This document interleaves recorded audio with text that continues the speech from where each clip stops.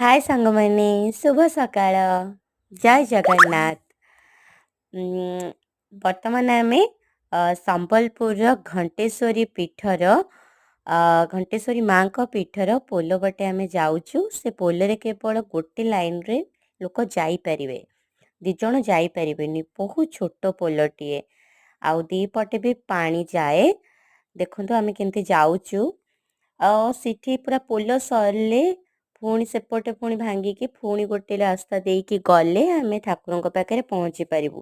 ଏଇ ଜାଗାଟା ପାଣି ନାହିଁ, ଏବେ ପାଣି ବର୍ତ୍ତମାନ ଟିକେ ବନ୍ଦ ଅଛି। ପାଣି ଯେତେବେଳେ ଯାଏ ନା ବହୁତ ସୁନ୍ଦର ଆହୁରି ଦେଖାଯାଏ, ଆଉ ଦି ପଟେ ପାଣି ବଢ଼ିଆ ସେ ଖସିଯାଏ, ବଢ଼ିଆ ଯାଏ। ଆଉ ସେପଟେ ଯେଉଁ ଲୋକ ଯାଉଛନ୍ତି ସେପଟେ ବାହାରିବା ମାନେ ଦେଖିକି ଲୋକମାନେ ବାହାରିକି ଯାଆନ୍ତି।